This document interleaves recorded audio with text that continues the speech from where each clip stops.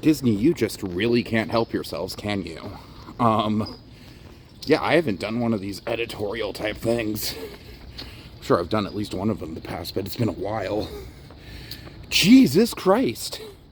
Let me just say, if this, like, $400 Lightning Lane thing, I know it's not always going to be $400, but $400 max, and knowing Disney, they'll, like, go out of their way to charge $400 as many days as they possibly can for it. If it was replacing Lightning Lane, if this was it, if this was the only FastPass system in the park, wonderful. That would mean that Lightning Lane would truly be a premium service that only select few people could actually even afford. Universal basically does this exact same system. Universal, you don't even notice the express lines, for the most part, from what I can remember. Disney, with Lightning Lane being like 30, 40 bucks, it's basically like pay the extra add-on or just have a miserable day standing in standby lines where you literally just stand there and don't move. And now, with this new premium Lightning Lane on top of regular Lightning Lane, are you fucking kidding me? Here's what I really don't get about this thing, though. It's absolutely not worth the price. It's fucking absolutely not. Because here's why.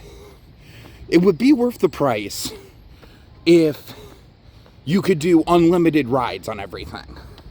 That would absolutely, like, unlimited fast passes, sign me up. I would probably even do that one day, honestly.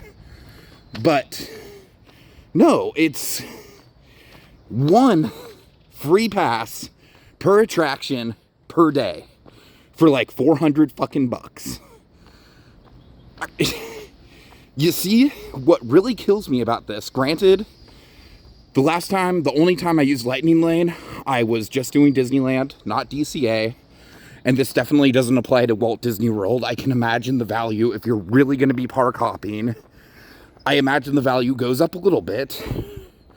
But here's the thing. When I was just doing Disneyland Lightning Lane, it's almost fucking simple to crack out most of the major attractions by the afternoon, just using the regular Lightning Lane system. What value is this really offering people beyond just, like, added convenience? Again, I get that, like, if you're park hopping, the value goes up somewhat. I can't imagine being able to crack out all the major attractions in Disneyland and DCA in one day using a regular Lightning Lane. That would be a challenge. I get that. But still, for the insane price point, not to mention the fact that, like, all you're doing is just introducing another ecosystem into Lightning Lane. You're clogging up those Lightning Lane lines even more. At this point, the Lightning Lane lines are essentially going to be what standby lines used to be, which is fucking ridiculous. So Disney, I just don't know. Disney is really just epitomizing the Tom and Jerry movie, "We've got to have money" meme. I mean, they just don't give a shit. They simply do not care about guest experience. If they did, then they would eliminate Lightning Lane, which has been just a problem that literally everyone has complained about. I mean, Lightning Lane has just been a complete and total fucking blow to the park experience. Everyone knows it. Even the most positive vloggers know it. Like, you know, look at something like what happened with the Little Mermaid ride, how that used to be a walk-on. Same thing with Monsters, Inc. Those rides used to reliably be walk-ons. And now it's like, no, 45 minutes, an hour, if you want to do it without a fucking Lightning Lane. I mean, I said the last time I was at Disneyland, which was about 18 months ago at this point, I made the claim that if shit didn't change with management, I'm not going back. And as far as I'm concerned, this is an absolute fucking lateral bullshit opposite move on their part.